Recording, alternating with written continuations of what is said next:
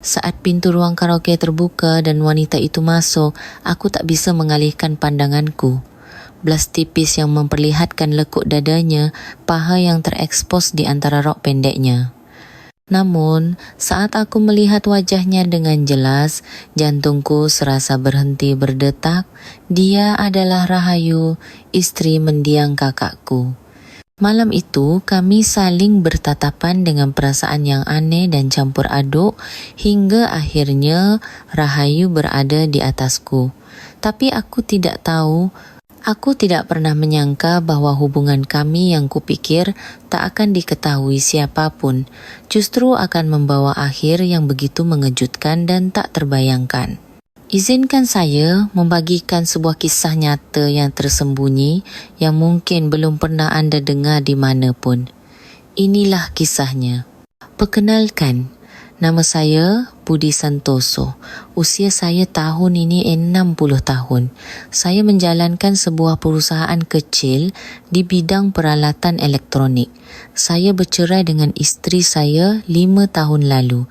Dia ketahuan selingkuh dengan pria yang lebih muda dan kami pun berpisah. Sekarang saya hidup sendiri. Putri saya ada di Kanada. Akhir-akhir ini kami jarang berkomunikasi. Mungkin dia sibuk. Jujur saja, setelah bercerai, awalnya aku merasa lega, tetapi aku menjadi sangat kesepian. Dan di malam hari pikiranku sering melayang kemana-mana. Hari itu adalah salah satu hari seperti itu. Saat hendak pulang kerja, tiba-tiba teman-teman lama sekampung meneleponku. "Wahai Budi, hari ini kita kumpul semua. Sudah lama tidak lihat batang hidungmu. Bagaimana kalau kita makan sate kambing sambil minum bir?" Entah kenapa, suara itu terdengar begitu menarik. Kupikir tidak ada salahnya bertemu teman-teman lama. Begitulah aku tiba di warung sate. Wajah-wajah yang duduk melingkari panggangan arang yang menebarkan aroma asap yang khas. "Wah, kalian semua sudah tua, ya," candaku, namun aku merasa senang. "Hei, kamu hidup sendiri jadi kurus begitu?" kata mereka, setengah mengomel, setengah khawatir. Itulah yang namanya persahabatan. Beberapa botol bir membuat wajah kami memerah dan sate pun matang dengan sempurna. Saat suasana sedang hangat-hangatnya, salah satu temanku meletakkan gelasnya dan berkata, "Hei, ayo kita lanjut ronde kedua. Ada tempat karaoke baru di dekat sini," katanya. "Pemandu lagunya cantik-cantik." "Wah, ide bagus. Karaoke." Sejujurnya aku ragu. Aku tidak terlalu suka tempat seperti itu. Tapi entah kenapa hari itu aku tidak ingin menolak. Mungkin aku tidak mau ditinggal sendirian. Atau mungkin aku tidak ingin pulang ke rumah yang sepi. Akhirnya, aku mengikuti teman-temanku. Tempat karaoke yang baru dibuka itu terlihat bersih. Letaknya di lantai basement gedung seberang warung sate. Begitu masuk, lampu kelap-kelip menyambut kami, dindingnya dihiasi ornamen. Sepertinya tempat ini didekorasi dengan baik. Seorang staf wanita mengantar kami ke sebuah ruangan dan salah satu temanku langsung mengambil mikrofon dan mulai bernyanyi. Awalnya, kupikir ini hanya acara kumpul-kumpul biasa. Teman-teman yang mabuk sedikit menyanyikan lagu dangdut lawas sambil tertawa dan bercanda. Tetapi beberapa saat kemudian pintu terbuka pelan dan 3 orang wanita masuk ke dalam ruangan. Yang satu berambut pendek dan berpenampilan rapi. Di sebelahnya ada wanita jangkung berambut panjang. Dan saat aku melihat wanita yang satu lagi, waktu seakan berhenti. Wanita yang berdiri di hadapanku adalah Rahayu, istri dari mendiang kakakku, Agus Wijaya. Usianya 5 tahun lebih muda dariku. Kakakku meninggal 2 tahun lalu karena kanker. Ini adalah pertama kalinya aku melihatnya sejak pemakaman kakakku 2 tahun lalu. Saat masih muda, dia begitu cantik hingga pernah mendapat tawaran audisi untuk main sinetron. Dia masih terlihat cantik. Melihatnya semakin mendekat, napasku terasa sesak. Aku hanya duduk membeku di tempatku. Dia juga mengenaliku. Tatapannya seketika menegang, tetapi tanpa berkata apa-apa, dia memalingkan muka dan duduk di sebelah teman-temanku yang lain. Hatiku terasa sakit secara aneh. Fakta bahawa wanita yang pernah menjadi kakak iparku kini menuangkan minuman untuk pria-pria asing, tertawa dan bertepuk tangan, aku tidak ingin mempercayainya. Dia bertingkah seolah tidak terjadi apa-apa, tapi batinku bergejolak. Waktu terus berlalu, mikrofon berpindah tangan, gelas-gelas kembali terisi. Ketika dia mendekat untuk menuangkan minumanku, dia berbisik pelan, hanya satu kalimat. Jangan terus menatapku seperti itu. Di sini, anggap saja kita tidak saling kenal. Lalu dia kembali berbalik. Aku terdiam dan hatiku mulai dipenuhi perasaan yang rumit dan tak bisa kujelaskan. Aku tidak bisa menyanyikan satu lagu pun. Pikiranku terus tertuju padanya dan bir pun terasa hambar. Tak ada yang tahu, tetapi di dalam diriku sesuatu yang besar sedang bergetar pelan. Malam itu, setelah pulang dan duduk di ruang tamu yang sepi, pikiranku kosong. Aku menjatuhkan diri di sofa dan hanya menatap langit-langit tanpa menyalakan apapun.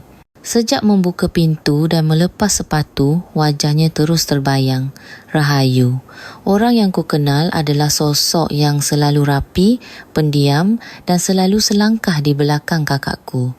Tapi penampilannya di tempat karaoke malam itu sangat berbeda dari ingatanku. Jujur saja, awalnya aku ingin menyangkalnya. Bisa saja bukan dia, mungkin hanya orang yang mirip. Aku mencoba melewati malam dengan pikiran konyol seperti itu, tapi itu tidak mungkin. Tatapan matanya yang muram, yang terakhir kulihat di pemakaman, masih sama. Hatiku terasa pedih. Apa yang telah terjadi padanya? Kenapa dia melakukan pekerjaan seperti itu? Nada bicaranya, kata-katanya yang meminta untuk pura-pura tidak kenal, menyiratkan rasa dingin dan mungkin juga rasa malu yang anehnya mengguncang hatiku. Malam itu, aku tidak bisa tidur sedikit pun. Keesokan paginya, aku harus berangkat kerja, tetapi pikiranku dipenuhi olehnya. Aku tidak bisa fokus pada pekerjaan. Rapat pun hanya kudengarkan seadanya sambil mengangguk-angguk. Jadi, setelah pulang kerja, aku sengaja berjalan ke sekitar tempat karaoke itu. Kupikir jika aku ke sana, mungkin ada sesuatu yang bisa terungkap, atau mungkin ada harapan untuk bertemu dengannya lagi. Dan benar saja, seperti sebuah kebetulan, dia muncul dari ujung gang. Riasan tebalnya sudah terhapus. Dia mengenakan celana santai dan kaos oblong.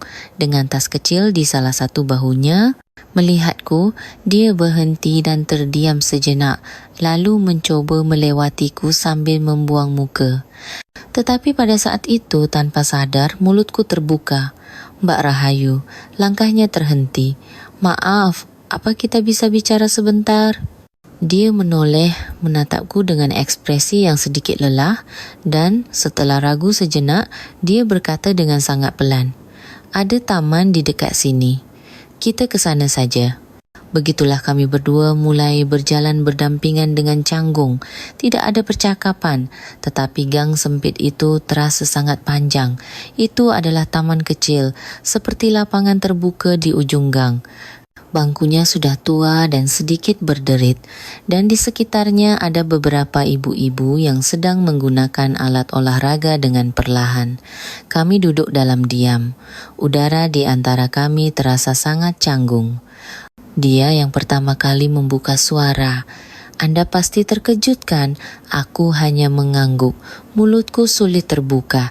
Dia menghela napas sekali, menunduk, dan melanjutkan. Setelah Mas Agus pergi, aku benar-benar kehilangan arah. Mendengar nama mendiang kakakku dari mulut orang lain membuat hatiku terasa nyeri. Setelah pemakaman, aku sendirian melunasi utang dan biaya hidup. Toko kosmetikku pun akhirnya tutup tidak lama kemudian. Sejak saat itu, semuanya jadi berantakan. Aku kena tipu investasi bodong, bunga pinjaman online terus membengkak, dan utang terus menumpuk. Jadi, aku harus melakukan apa saja. Suaranya mulai sedikit bergetar. Aku sudah coba kerja serabutan, kerja di pabrik juga. Tapi karena usiaku, semua orang enggan menerimaku. Dia menatapku dan tersenyum getir. Lalu, lewat kenalan seorang teman, aku bekerja di tempat karaoke itu. Awalnya, saat di depan pintu masuk, jantungku rasanya mau meledak. Tapi dengan keadaanku sekarang, aku tidak bisa ragu lagi. Aku tidak bisa berkata-kata, memikirkan apa yang telah dia lalui, hingga sampai di titik itu membuat hatiku terasa berat.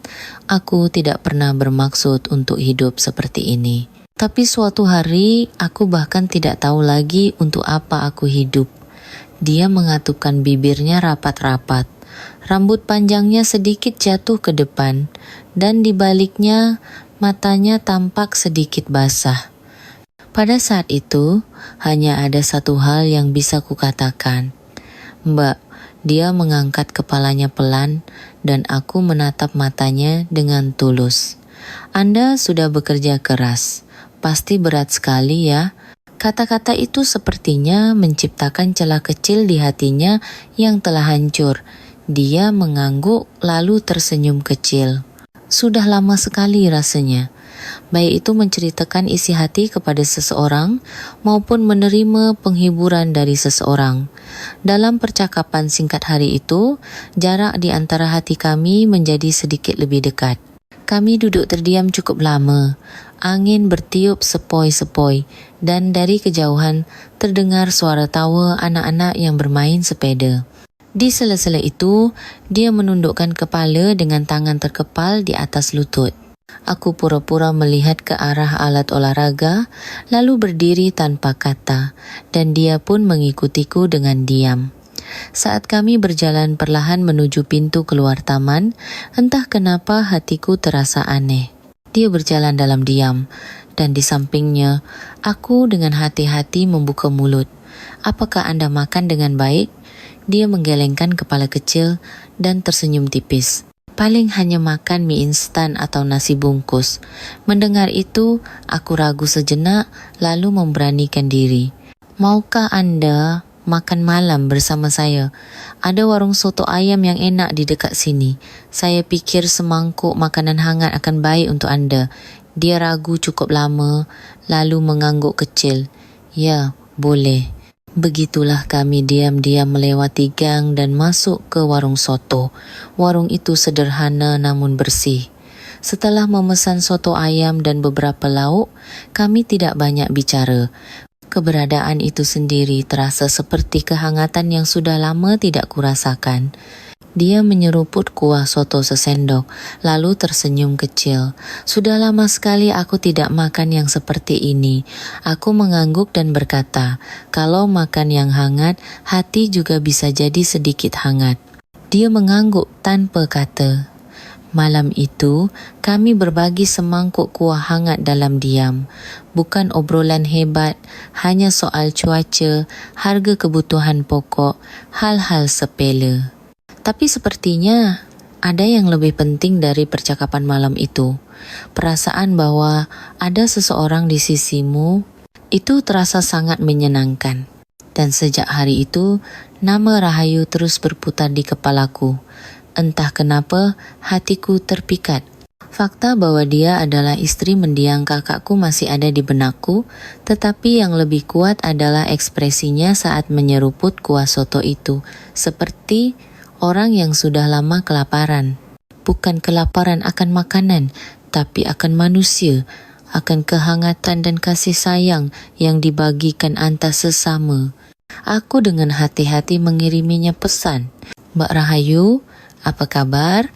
Katanya kopi di tempat yang saya sebutkan waktu itu enak. Kalau ada waktu, maukah pergi bersama? Balasannya datang agak lama. Ya, bagaimana kalau hari Kamis minggu ini sekitar jam 4 sore? Aku membaca balasan itu berulang kali sambil menatap layar ponselku. Kamis pagi pun tiba, hari itu cuacanya sangat cerah. Aku tiba lebih dulu di kafe dan duduk di dekat jendela. Tepat pada waktunya dia masuk. Hari ini dia terlihat lebih tenang. Rambut panjangnya diikat rapi dan dia mengenakan kardigan tipis. Aku mencoba untuk tidak terlihat terlalu senang, tapi wajahku terus tersenyum. Halo, sudah datang ya. Cuacanya bagus kan?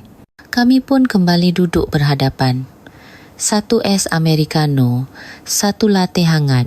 Sambil memandangi orang-orang yang lalu lalang di luar jendela, kami perlahan berbincang. Sekarang sudah tidak bekerja di karaoke lagi? Iya.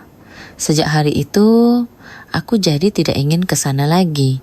Entah kenapa, tiba-tiba aku merasa malu. Dia berkata dengan malu-malu. Aku tidak tertawa ataupun menghiburnya. Aku hanya mengangguk dan berkata, pekerjaan lain lebih cocok untuk anda. Dia tersenyum lembut mendengar kata-kataku. Mas Budi ini bicaranya sangat hati-hati ya. Begitukah? Karena itu, saya merasa nyaman. Kopi hari itu kami nikmati sangat lama. Meski hanya 2 cangkir, kami duduk di sana lebih dari 3 jam. Saat akan pulang, dia yang pertama bertanya, lain kali, maukah kita makan malam bersama lagi? Aku begitu terkejut hingga hampir tidak bisa menjawab. Tapi akhirnya aku berhasil. Tentu saja saya mau. Lain kali, saya yang traktir makanan enak. Dia tersenyum kecil, melambaikan tangan dan menghilang di tikungan gang. Melihat punggungnya, hatiku terasa hangat setelah sekian lama. Malam itu aku mengiriminya pesan lagi. Terima kasih sudah menemani hari ini, hati-hati di jalan ya. Balasan segera datang. Ya, hari ini sangat menyenangkan. Terima kasih.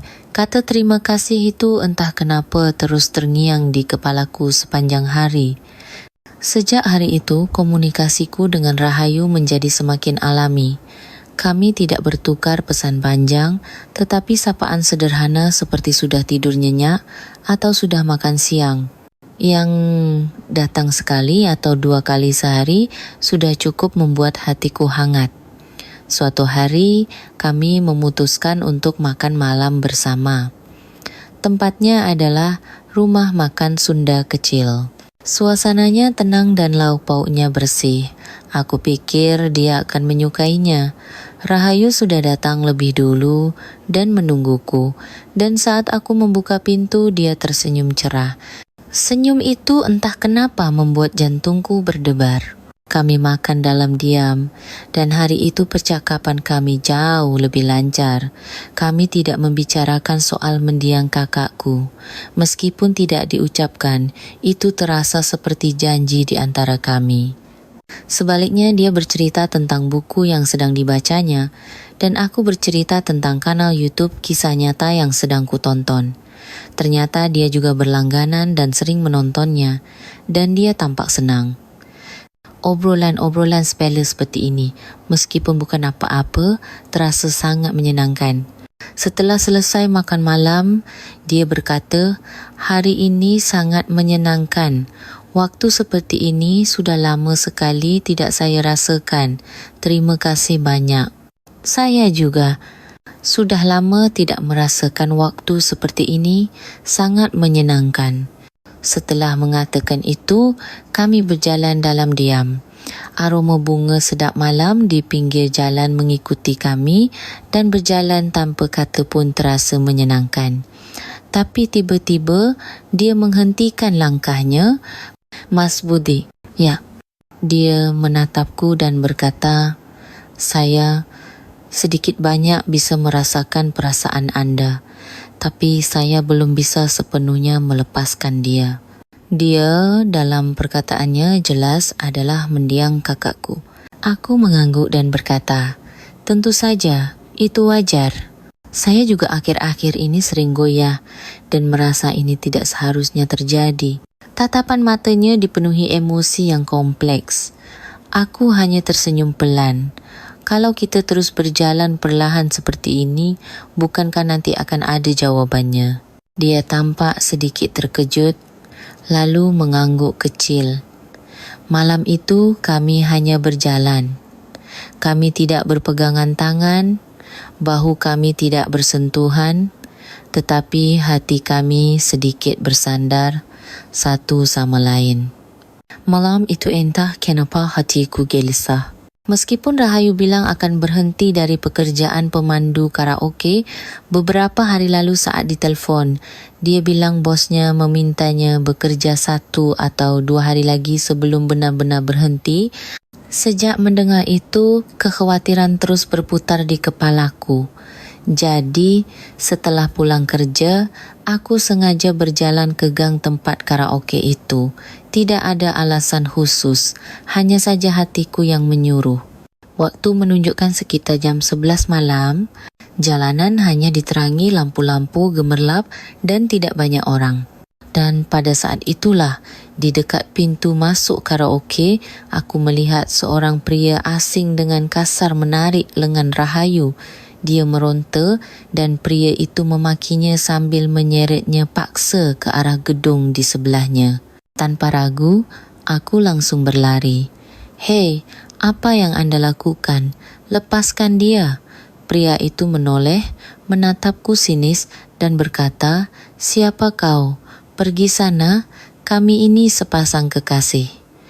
Rahayu berkata dengan suara gemetar, "Tolong pergi saja." Tapi kata-katanya justru semakin mendorongku. "Apa yang kau lakukan pada orang lain seperti ini?" Pria itu mendorong bahuku, dan meskipun kepalaku berkata jangan, tubuhku sudah mendorongnya balik. Sesaat kemudian kami saling dorong dan berkelahi. Kursi di pinggir jalan terguling dan bau alkohol menyengat. Aku tidak tahu berapa lama itu berlangsung, tapi untungnya seseorang dari minimarket terdekat menelepon polisi dan lampu mobil patroli masuk ke dalam gang.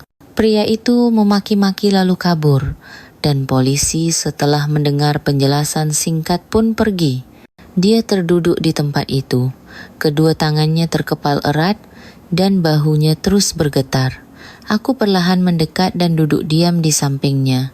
"Tidak apa-apa, kamu tidak perlu bicara apa-apa sekarang." Dia duduk terdiam cukup lama, lalu akhirnya air matanya tumpah. Bukan tangisan bersuara, hanya air mata yang mengalir deras. Pada saat itu, yang bisa kulakukan hanyalah duduk di sampingnya dan menggenggam tangannya dengan lembut. Tangannya dingin dan kehangatan itu terasa lama membekas. Rahayu masih belum berkata apa-apa. Aku dengan hati-hati membantunya berdiri dari bangku yang dingin dan berkata, "Pergilah ke rumahku sebentar, tenangkan hatimu di sana." Rahayu tidak berkata apa-apa, dan setelah beberapa saat, dia mengangguk kecil. Selama perjalanan pulang, kami tidak mengucapkan sepatah kata pun.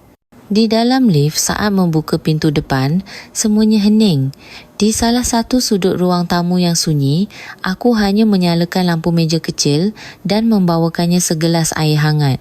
Dia menundukkan kepala, menutupi wajahnya dengan kedua tangan. "Apakah kamu baik-baik saja?" tanyaku hati-hati. Dia mengangguk pelan. "Maafkan aku. Gara-gara aku Mas Budi jadi ikut terseret." "Kenapa harus minta maaf?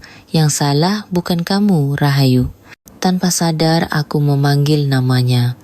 Untuk pertama kalinya, bukan Mbak Rahayu, tapi Rahayu.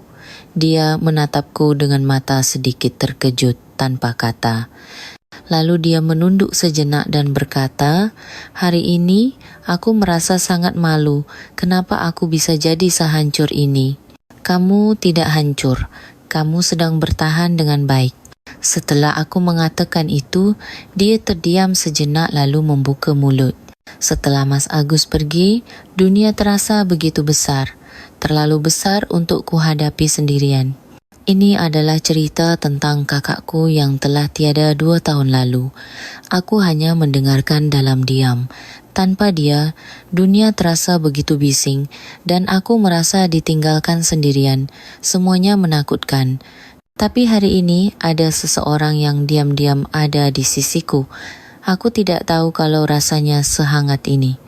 Dia tersenyum pelan dan dia bertanya dengan sangat lirih, "Bolehkah aku beristirahat di sini sebentar?" Aku mengangguk dan merapikan kamar kecil di seberang kamar tidur utama. "Tidurlah di sini." Selimutnya juga sudah kusiapkan. Dia mengucap terima kasih singkat, lalu perlahan masuk ke kamar. Barulah aku bisa menghela napas panjang dan duduk di sofa. Malam itu kami memejamkan mata di kamar masing-masing tanpa kata. Kami tidak berbagi semua luka kami dengan kata-kata, tapi keberadaan satu sama lain sudah menjadi sebuah penghiburan. Keinginan untuk bersandar pada seseorang dan kelegaan karena ada orang yang mau menerima, perasaan itu sangat mirip dengan awal mula cinta. Pagi menjelang. Sinar matahari masuk miring melalui jendela dapur dan gorden sedikit bergoyang. Saat aku keluar ke ruang tamu masih setengah tertidur, sebuah pemandangan tak terduga menyambutku. Rahayu sedang melakukan sesuatu di dapur dengan tenang. Mengenakan celemek, rambut panjangnya diikat satu, dia sedang mengaduk sesuatu di dalam panci. Pemandangan itu sejenak mengingatkanku pada pagi akhir pekan saat pernikahanku dulu ketika hubunganku dengan istri masih baik. "Sudah bangun?" sapanya sambil tersenyum lembut. Di kulkas ada tahu dan labu siam, jadi aku pikir mau membuat sayur lodeh. Padahal aku bisa melakukannya. Kenapa repot-repot? Tidak apa-apa. Aku harus membalas budi karena sudah menolongku semalam. Sesaat kemudian, di atas meja makan kecil, tersaji 2 piring nasi, semangkuk sayur lodeh, dan beberapa potong sambal. Kami duduk berhadapan dan makan dalam diam. Tidak ada percakapan khusus, tetapi waktu itu terasa sangat tenang dan nyaman. Setelah selesai makan, aku berkata, "Mau jalan-jalan sebentar, ada jalan setapak yang bagus di dekat rumah." Dia sedikit ragu, lalu mengangguk. Angin terasa sangat sejuk, dingin, namun sinar mataharinya lembut dan hangat, dan pohon-pohon di pinggir jalan mulai menghijau. Kami berjalan berdampingan, pelan dan tenang. Sesekali dia mengangkat kepala memandang langit atau melirik etalase toko, dan tepat pada saat itu, "Ibu."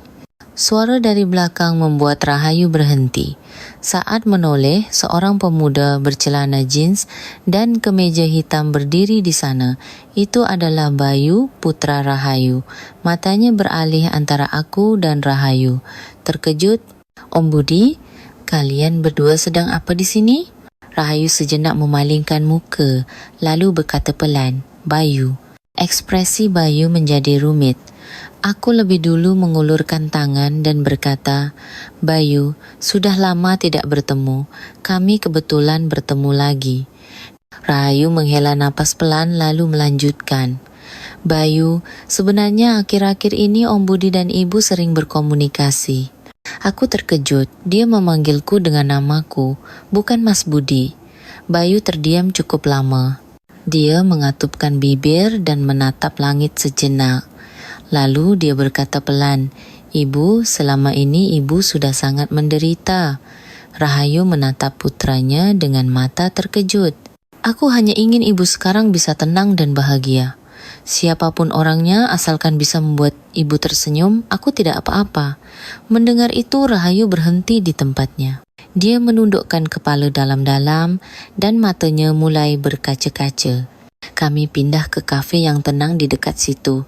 Di dekat jendela yang disinari matahari miring, di bawah tirai yang teduh, Rahayu yang duduk sambil memegang cangkir kopinya tidak banyak bicara. Bayu juga sama.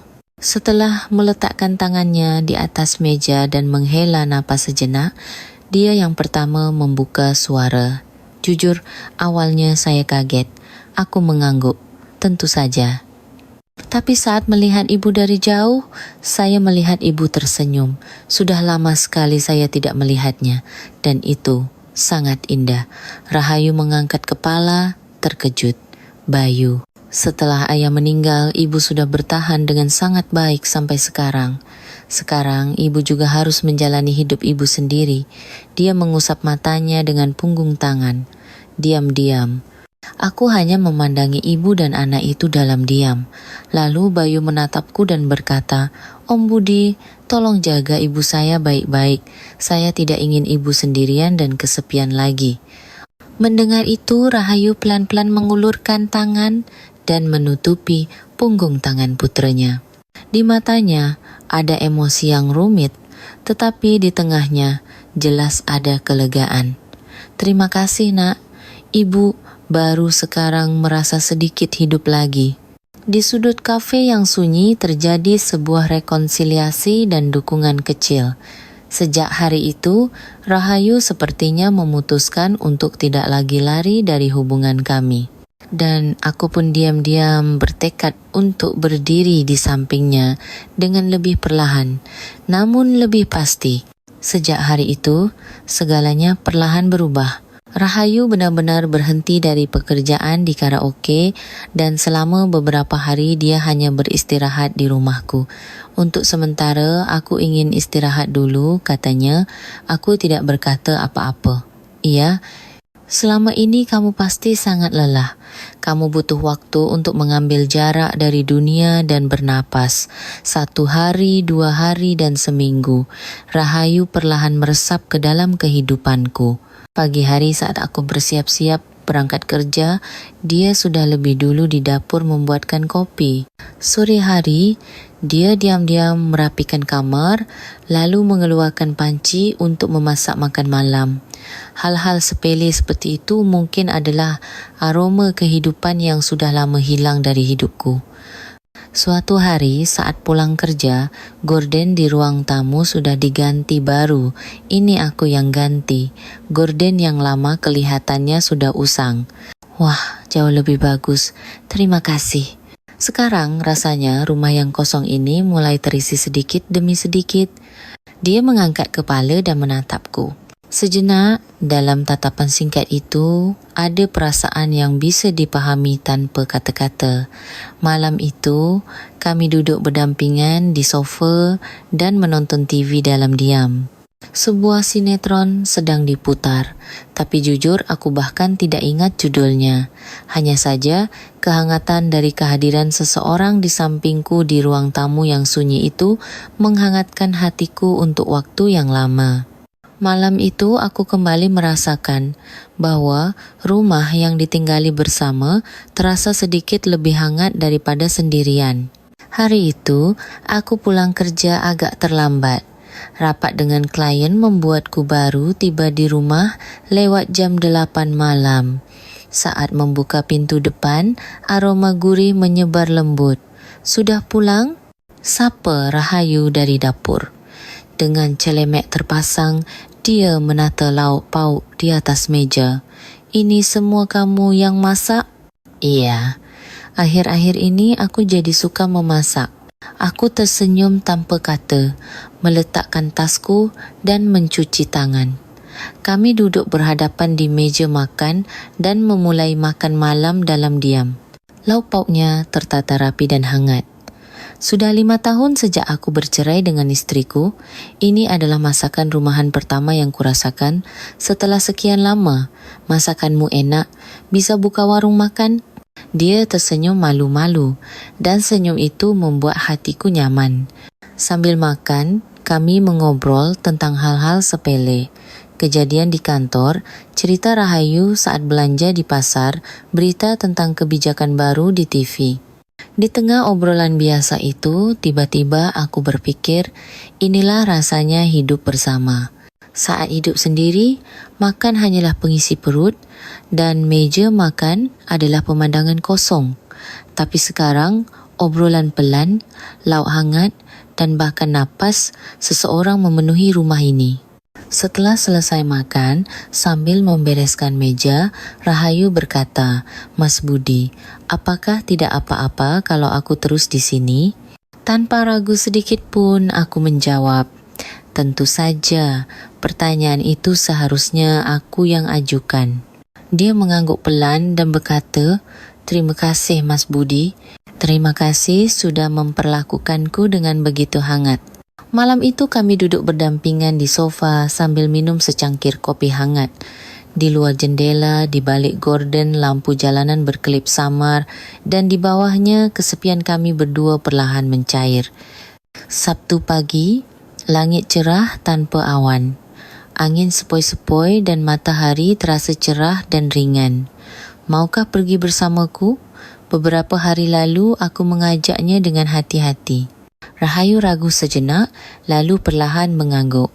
Hari itu kami menuju pemakaman umum di pinggiran Jakarta, tempat peristirahatan terakhir kakakku, Agus Wijaya. Rahayu membawa seikat kecil bunga krisan dan aku membawa sebotol air di dalam tas. Di dalam mobil terasa hening. Pemandangan di luar jendela terus berlalu, radio pun tidak kami nyalakan, tapi keheningan itu tidak terasa canggung. Setibanya di sana, area pemakaman terasa sepi dan rumputnya terawat baik. Kami berdiri di depan makam kakakku dalam diam. Di atas nisan hitam, tergantung foto kakakku yang tersenyum tenang seperti biasa. Untuk sesaat, dia tidak berkata apa-apa. Dengan tangan yang sedikit gemetar, dia meletakkan bunga dan berlutut dengan hati-hati. "Mas Agus." Begitu satu kata itu keluar, suaranya langsung bergetar. "Aku sangat menyesal padamu dan aku benar-benar menderita." Melihatnya menahan tangis, aku duduk diam di sampingnya. "Mas, sekarang orang ini ada di sampingku." Dia sedikit menoleh ke arahku dan aku pun menunduk ke arah makam dan berkata pelan, "Mas, aku hidup bahagia bersama Rahayu. Aku dulu adalah iparmu, tapi sekarang dia adalah seseorang yang tidak bisa kubayangkan hidup tanpanya." Setelah terdiam cukup lama, Rahayu menghela napas kecil dan berkata, "Aku selalu ingin mengatakan ini di depanmu suatu hari nanti. Aku merasa sangat bersalah hidup seperti ini tanpa memberitahumu. Tapi sekarang rasanya sedikit lebih ringan." Setelah mengatakan itu, dia perlahan berdiri. Aku pun ikut berdiri dan menunduk hormat di depan makam. Dalam perjalanan pulang hari itu, Rahayu hanya menatap keluar jendela. Tapi ekspresinya untuk pertama kalinya terlihat sedikit lebih tenang, seolah-olah dia akhirnya berkata pada dirinya sendiri bahwa dia boleh menapaki jalan yang baru. Setelah meninggalkan makam kakakku, rasanya ada yang kosong jika langsung pulang. Jadi kami mampir ke sebuah warung makan sederhana di pedesaan. Beberapa lauk dan semangkuk tahu gimbal yang mendidih. Dia diam-diam mengaduk tahu gimbalnya, lalu meletakkan sendok dan berkata padaku, "Sudah lama sekali aku tidak makan dengan setenang ini." "Aku juga. Keputusan yang baik kita mengunjungi makam Mas Agus hari ini." Sambil makan dalam diam, tiba-tiba dia berkata, "Jujur, awalnya aku sangat bingung. Apa aku boleh berada di samping orang ini? Bukankah ini salah?" Dia perlahan mengangkat kepala dan berkata, "Tapi setelah mengunjungi makam Mas Agus hari ini, rasanya sekarang aku sudah lebih baik." Aku menatapnya tanpa kata. Lalu dengan hati-hati, aku mengulurkan tangan dan meletakkannya dengan ringan di atas punggung tangannya. Dia menatapku terkejut, tapi kemudian tersenyum lembut. "Terima kasih, karena sudah diam-diam ada di sisiku. Aku yang lebih berterima kasih, karena kamu ada di sisiku." Di seberang meja makan hari itu, kami tersenyum dalam diam. Dalam senyum itu, ada kenyamanan yang mulai terasa akrab dan perasaan kita yang meski hati-hati, namun jelas adanya. Saat kembali ke rumah, kami duduk di sofa dan menonton TV bersama. "Aku mulai kerja besok," kata Rahayu tiba-tiba. "Di mana?" Tanya aku. Di warung makan dekat sini. Warung nasi Rames kecil, pemiliknya justru lebih suka mempekerjakan orang yang lebih tua. Dia berkata seolah acuh tak acuh, tapi sudut bibirnya sedikit terangkat. Baguslah. Gajinya tidak besar, tapi sepertinya tidak akan terlalu melelahkan. Hanya kerja sekitar 5 jam sehari. Aku mengangguk tanpa kata dan dia menambahkan dengan pelan. Sekarang, rasanya semuanya mulai membaik. Kata-kata itu entah kenapa membuat hatiku tersentuh. Di hari pertama Rahayu bekerja, aku menawarkan untuk mengantarnya, tapi dia menolak sambil melambaikan tangan. Kalau begitu nanti aku jadi manja. Jaraknya bisa ditempuh dengan berjalan kaki. Aku diam-diam mengikutinya sampai dekat warung makan. Di tengah perumahan kecil, sebuah papan nama Puda bertuliskan warung kita. Dari balik pintu kaca, terlihat Rahayu mengenakan celimek, mengantarkan gelas minuman untuk pelanggan sambil tersenyum kecil. Aku hanya memandanginya sejenak dan hatiku terasa haru. Posisi di mana dia berdiri sekarang terasa seperti sebuah harga diri. Beberapa hari kemudian, saat pulang kerja, aku menjemput Rahayu di depan warung. Dia keluar membawa sebuah rantang kecil. Ini sisa lauk ibu pemilik warung yang membungkusnya untuk kita. Malam itu, kami duduk berhadapan dengan semangkuk sayur asam, ikan goreng dari rantang, dan nasi yang kami masak di rumah. Bagaimana pekerjaannya? Menyenangkan? Tanyaku. Sambil memisahkan duri ikan, dia berkata, berdiri seharian memang sedikit lelah. Tapi anehnya, saat sibuk bekerja, rasanya aku seperti benar-benar hidup. Mendengar itu, aku hanya bisa mengangguk dalam diam. Aku senang dia mulai melangkah dengan kakinya sendiri lagi. Hari itu, pekerjaanku selesai lebih awal. Entah kenapa, aku tidak ingin langsung pulang. Aku berjalan tanpa tujuan ke dekat warung tempat Rahayu bekerja. Dari balik jendela, dia terlihat sibuk bergerak. Menerima pesanan, menyajikan nasi, tersenyum pada pelanggan. Pemandangan itu terlihat begitu indah. Aku menunggunya di tikungan gang saat jam pulang.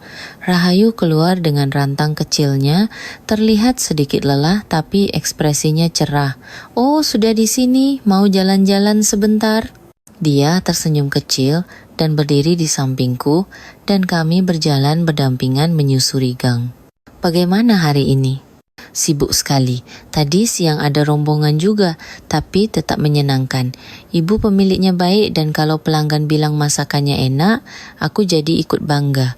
Aku ikut tersenyum mendengarnya. Kami duduk sejenak di bangku kayu di pinggir jalan dan berbagi teh tawa hangat yang dibawanya. Akhir-akhir ini aku sangat suka berjalan seperti ini, katanya pelan. Dulu saat sendirian, jalan pulang ke rumah selalu terasa begitu sepi. Tapi sekarang, jalan pulang terasa mendebarkan. Dia bangkit perlahan dan berjalan di depan dan aku mengikutinya dari belakang. Saat itu, punggungnya terlihat begitu jelas dan menusuk kalbu. Pakaian yang sedikit kusut, langkah yang meski lelah tetap tegap, dan rambut yang sedikit tertiup angin. Pada saat itulah aku sadar, aku benar-benar menyukai orang ini. Perasaan itu bukanlah sesuatu yang tiba-tiba atau menakutkan. Itu sangat alami dan sangat hangat. Jika orang ini tersenyum, aku ikut tersenyum. Jika orang ini terlihat lelah, aku jadi khawatir. Itulah cinta. Malam itu, saat menerima rantang yang disodorkannya, aku berkata pelan, "Hari ini, kamu sudah bekerja keras. Kamu melakukannya dengan sangat baik." Dia menunduk dan berkata, "Semua ini berkat Mas Budi." Aku menggenggam ujung jarinya dengan lembut. "Akhir pekan ini kita temui ibu, ya." Saat aku mengatakan itu, Rahayu menundukkan kepalanya tanpa kata. "Tidak apa-apa." Apa benar tidak apa-apa? Tentu saja tidak akan baik-baik saja. Tapi, sekarang aku ingin memberitahunya. Kami dengan hati-hati menyiapkan seikat bunga kecil dan menuju ke rumah ibuku. Saat berdiri di depan pintu, tangan Rahayu sedikit gemetar. Aku menggenggam tangannya erat dan berkata, "Tidak apa-apa, aku ada bersamamu." Ibu yang sedang duduk di ruang tamu, begitu melihat kami, tatapannya langsung berubah. "Kenapa kalian datang bersama?" Rahayu memberi salam dengan hati-hati. "Assalamualaikum, Bu. Lama tidak bertemu." Ibu menatap kami berdua dan terdiam cukup lama. Lalu dengan suara dingin beliau berkata, "Aku pikir arwah Mas Agus akan bangkit dari kuburnya dan menangis melihat ini. Bagaimana bisa? Bagaimana bisa kamu bersama adik dari almarhum suamimu?" Rahayu menunduk tanpa kata. Bahunya sedikit bergetar. Saat itu, di hadapan ibu, aku memantapkan hati dan berkata, "Ibu, kami menjalin hubungan dengan serius. Rahayu sudah hidup dalam kesepian untuk waktu yang sangat lama, dan saya juga begitu. Sekarang, bagi saya dia bukan lagi ipar, dia adalah seseorang yang sangat berharga." Ibu menggelengkan kepala dan memotong perkataanku.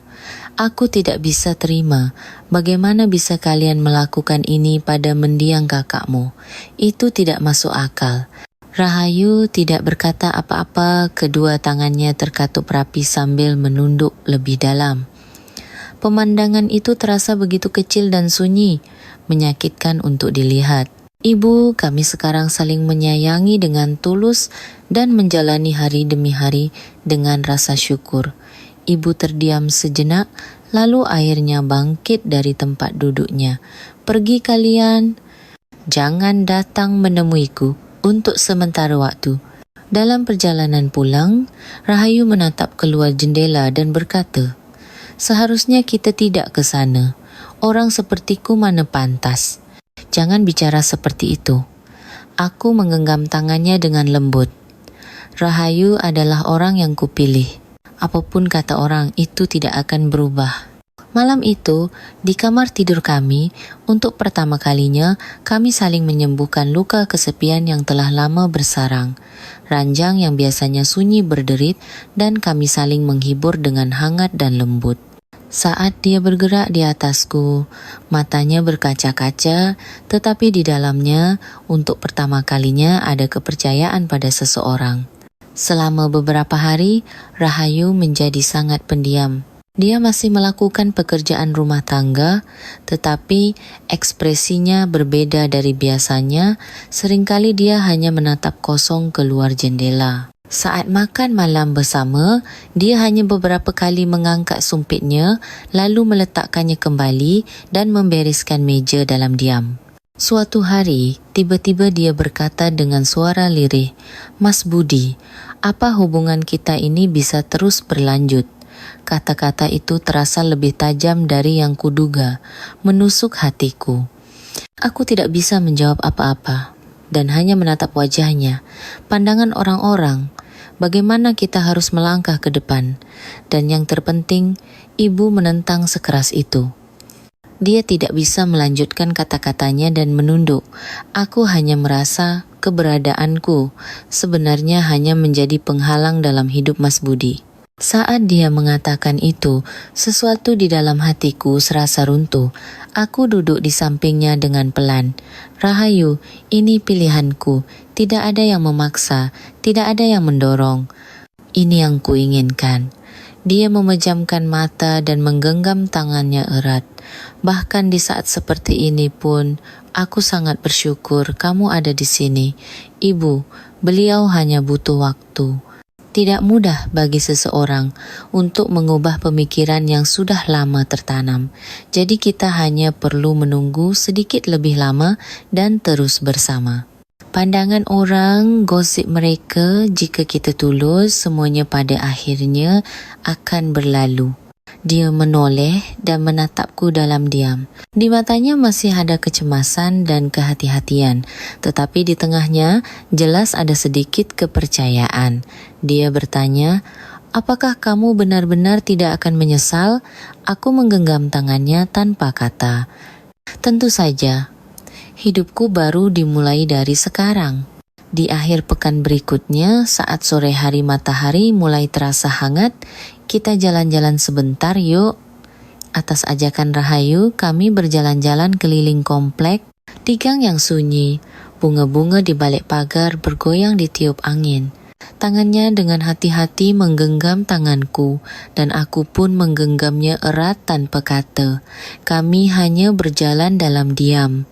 Tetapi saat kami keluar dari gang dekat rumah, seseorang yang berdiri di depan pintu masuk menarik perhatian kami. Itu adalah ibu. Rahayu buru-buru melepaskan tanganku dan berhenti sejenak, dan aku pun menahan napas sejenak sambil mendekat perlahan. Ibu. Beliau menatap kami berdua lalu membuka mulut. Ibu datang untuk melihat kalian sebentar. Mari kita bicara di dalam. Kami duduk berhadapan di ruang tamu. Rahayu membawakan minuman sambil menunduk hati-hati, dan ibu hanya menatap gelas itu, hening sejenak. Lalu, ibu yang pertama membuka suara. Ibu datang ke sini untuk menentang kalian lagi, tapi kami menahan napas. Tadi ibu lihat kalian berdua berjalan bergandengan tangan. Terlihat sangat serasi. Saat melihat itu, hati ibu sedikit luluh. Mendengar itu, Rahayu mengangkat kepala dengan terkejut.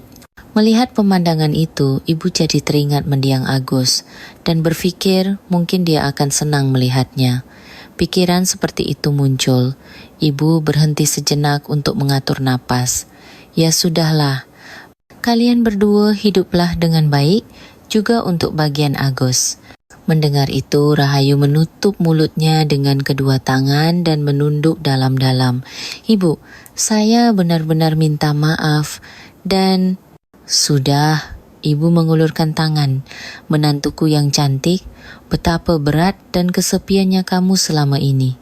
Selama ini, aku tidak pernah peduli dengan penderitaanmu. Maafkan aku. Saat itu, Rahayu menumpahkan air mata yang ditahannya. Ibu memeluknya tanpa kata, dan aku pun memeluk mereka berdua. Di antara kami bertiga, kesalahpahaman dan jarak yang telah lama ada seolah mencair dengan tenang. Malam itu, saat Rahayu sedang mengeluarkan bahan masakan dari kulkas, ibu mendekat. Mau masak apa? Biar ibu saja yang masak. Kamu duduk saja. Tidak apa-apa, Bu. Sebentar lagi selesai. Cuma mau masak rendang. Kalau begitu, biar ibu yang potong-potong bawangnya. Suara ibu terdengar lembut, tidak seperti biasanya. Melihat mereka berdua berdiri berdampingan di dapur, aku sengaja memalingkan pandangan ke luar jendela.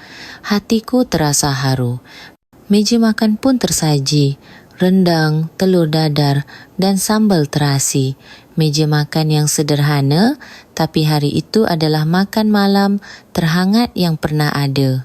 Saat Rahayu dengan hati-hati meletakkan lauk di piring ibu, ibu tersenyum kecil dan berkata, "Masakanmu masih enak seperti dulu. Sudah lama tidak makan masakan menantuku. Rasanya senang sekali." Ibu, mulai sekarang kami akan sering berkunjung. Kita akan sering makan bersama. Setelah makan, ibu duduk di sofa ruang tamu dan kami membereskan meja makan. Setelah selesai mencuci piring, ibu berkata sambil tersenyum kecil, "Melihat kalian rukun seperti ini, Mas Agus pasti tersenyum bahagia di surga." Rahayu menunduk dalam-dalam dan aku duduk di samping ibu. "Terima kasih, Bu. Terima kasih banyak." Ibu hanya mengangguk kecil, lalu segera bangkit dari tempatnya. Setelah mengantar ibu pulang, rumah yang hanya ditinggali kami berdua terasa sunyi, tetapi entah kenapa terasa penuh. Rahayu duduk diam di sampingku, dan tanpa kata, dia meletakkan tangannya di atas punggung tanganku. Merasakan sentuhan hangat itu, aku menatapnya dalam diam. Dia tersenyum dan berkata, "Ini benar-benar awal yang baru, ya?" Aku mengangguk dan menjawab, "Mari kita melangkah maju bersama." Beberapa hari kemudian, saat rekan-rekan kerja mengajak makan bersama, aku berniat untuk tidak ikut. Tapi tiba-tiba aku berpikir, sekarang mari kita lebih percaya diri. Jadi aku berkata pada Rahayu dengan hati-hati, maukah kamu ikut ke acara makan-makan kantorku kali ini? Dia sejenak membelalakkan mata, lalu tersenyum kecil dan menjawab, ya, boleh. Malam itu kami berjalan berdampingan menuju sebuah restoran di dekat kantor. Wah, Pak Budi sudah datang. Di sebelahnya siapa, Pak? Begitu kami masuk, semua orang yang sedang mengangkat gelas menatap kami dengan mata membulat. Aku perlahan berdiri di sampingnya dan berkata, perkenalkan, ini adalah orang yang saat ini bersama saya. Namanya Ibu Rahayu. Sesaat, para karyawan yang memegang gelas menatap kami dengan bingung, lalu segera bertepuk tangan. Wah, selamat ya Pak. Kalian berdua sangat serasi. Selamat malam, Ibu Rahayu. Rahayu tampak sedikit canggung, tetapi kemudian menunduk hormat. Selamat malam, mohon bimbingannya. Suasana ternyata jauh lebih cair dari yang kuduga. Aku kemudian menjelaskan hubunganku dengan Rahayu dan para karyawan, meskipun terkejut, segera memberikan kata-kata dukungan. Selama acara makan-makan, Rahayu menjaga keseimbangan yang pas, tidak terlalu menonjol, tetapi juga tidak terlalu minder. Dan saat pulang dari acara itu, Rahayu berkata pelan padaku, hari ini aku sangat berterima kasih. Untuk apa? Karena telah membuatku bisa berdiri tegak sebagai seorang individu di hadapan orang lain. Mendengar itu, aku hanya menggenggam tangannya dalam diam. Di atas trotoar yang disinari lampu, kami berjalan berdampingan, dan langkah kami tidak lagi terasa sepi. Beberapa hari kemudian, Rahayu berkata padaku dengan hati-hati, Mas Budi, apakah hari Sabtu sore ada waktu? Ada. Ada apa? Maukah menemaniku ke pasar? Ada beberapa toko langgananku dan sebenarnya ada seseorang yang ingin ku kenalkan. Saat dia berkata begitu, matanya seperti biasa terlihat sedikit tegang. Tapi aku tahu, itulah yang disebut keberanian. Sabtu sore, kami menuju pasar tradisional. Rahayu datang, sudah lama tidak kelihatan. Kemana saja, sapaan dari para pedagang datang silih berganti. Rahayu dengan akrab menyapa mereka satu persatu sambil menunduk dan dengan hati-hati memperkenalkanku. Ini Mas Budi, akhir-akhir ini kami tinggal bersama. Seorang ibu-ibu tersenyum lebar dan berkata, aduh, senang lihatnya. Rahayu akhirnya bisa senyum lagi. Selama ini pendiam sekali. Begitu dong. Bagus. Hidup cuma sekali. Buat apa sendirian? Mendengar itu, wajah Rahayu sedikit memerah. Dan aku tersenyum sambil memberi salam. Selamat siang Bu, senang bertemu Anda. Kami berjalan perlahan di pasar, membeli ikan kembung di lapak ikan dan beberapa buah jeruk di lapak buah. Sambil berjalan, Rahayu sesekali melirikku, lalu tersenyum pelan dan berkata, momen seperti ini, meskipun sepele, rasanya bahagia sekali. Aku menggenggam tangannya erat tanpa kata. Malam itu, aku dan Rahayu menghabiskan malam kedua kami untuk satu sama lain. Lebih intens dari yang pertama, lebih dalam, dan lebih lama. Saat kami bergerak untuk satu sama lain dan mata kami bertemu, dia tidak lagi menangis, melainkan tersenyum. Malam kami berdua terus berlalu, semakin dalam kami mengakhiri hari-hari kami seperti itu selama beberapa malam. Suatu Jumat pagi, woi, kali ini kamu harus datang. Kalau tidak kelihatan, kamu bakal dicap sombong. Telepon datang dari Herman, seorang teman lama. Itu adalah ajakan kumpul-kumpul dari segelintir teman dekatku. Jujur saja, selama ini aku jarang datang ke acara seperti itu. Karena setelah bersama-sama, pulang ke rumah sendirian terasa lebih nyata. Tapi kali ini berbeda, aku memutuskan untuk datang ke pertemuan itu bersama Rahayu Tempat pertemuannya adalah sebuah rumah makan seafood tua. Dari depan pintu sudah terdengar suara riuh teman-teman. "Woi Budi, wah, lama tidak bertemu. Wajahmu cerah sekali. Siapa di sebelahmu?" Aku dengan santai menariknya ke sampingku dan berkata, "Ini Rahayu, kami tinggal bersama." Semua orang terdiam sejenak, lalu tepuk tangan pun pecah. "Wow, akhirnya, baru sekarang kamu kelihatan seperti manusia, Ibu Rahayu. Selamat malam. Kami ini teman-teman lama, jadi mungkin agak kurang sopan." Rahayu tersenyum dan menunduk. "Selamat malam. Saya sudah banyak mendengar tentang kalian. Senang bertemu." Mendengar itu, teman-temanku mulai melontarkan candaan ramah. Rahayu tertawa lepas. Setelah makan, kami pindah ke kafe terdekat dan Rahayu serta teman-temanku mulai mengobrol dengan cukup alami. Aku duduk di sebelah Herman dan dia berbisik padaku, "Hei, kamu benar-benar melakukan hal yang benar. Apanya? Sudah tertulis di wajahmu. Bahagia, Ibu Rahayu, sepertinya orang yang baik. Meskipun dia dulu iparmu, sekarang apa bedanya? Hiduplah dengan bahagia. Aku iri padamu." Aku tersenyum dan mengangguk. Keesokan harinya, hari Sabtu, aku dan Rahayu menuju rumah ibu. Rumah ibu masih rapi seperti biasa dan sinar matahari cerah menyinari gentong-gentong di halaman. "Aduh, sudah datang?" Ibu menyambut kami dengan tatapan yang jauh lebih lembut dari sebelumnya. "Masuklah, kita makan dulu." Kami bertiga duduk berdampingan di meja makan. Mengambil nasi dalam diam, menyodorkan lauk, tertawa dan berbincang tentang hal-hal sepele. Pemandangan itu terasa seperti sesuatu yang sudah lama ku nantikan. Ibu mengambil sesendok nasi, lalu tanpa kata meletakkan sepotong ikan di piring Rahayu dan kemudian seperti tidak terjadi apa-apa, dia mengambil sayur. Pemandangan itu seolah berbicara lebih banyak dari kata-kata.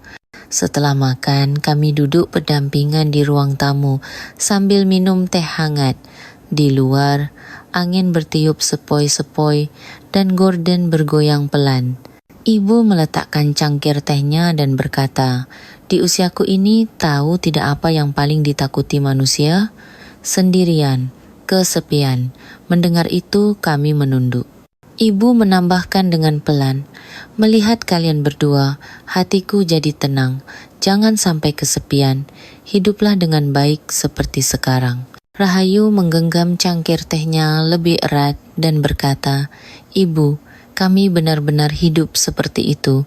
Kedepannya kami akan hidup dengan baik." Mendengar itu, ibu tersenyum lembut dan mengangguk, lalu mengelus punggung tangan Rahayu dengan lembut. Kami pun rutin mengunjungi rumah ibu dan makam kakakku setiap akhir pekan.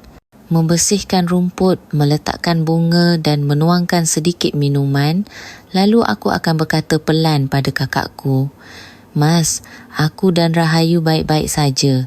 Jangan terlalu khawatir." Di sampingku, Rahayu berdiri selangkah di belakang dan memejamkan mata dalam diam. "Mas Agus, aku akan hidup baik bersama Mas Budi. Maaf dan terima kasih." Saat dia berkata begitu, angin sepoi-sepoi berhembus di sekitar kami. Rasanya seperti sentuhan kakakku yang sedang memeluk kami. Kini, hidup kami telah memasuki babak kedua, siap untuk memulai kembali. Tapi aku paling menyukai saat ini. Ada seseorang di sisiku. Aku bisa makan sambil tersenyum bersamanya, menggenggam tangannya, berjalan bersamanya, dan suatu hari nanti aku bisa tertidur dengan bersandar di bahunya. Meskipun terlambat, aku merasa inilah cinta sejati hari ini. Dan hari ini pun hariku akan selalu bersamanya. Jika Anda menyukai cerita hari ini, silakan tinggalkan komentar untuk berbagi pemikiran Anda.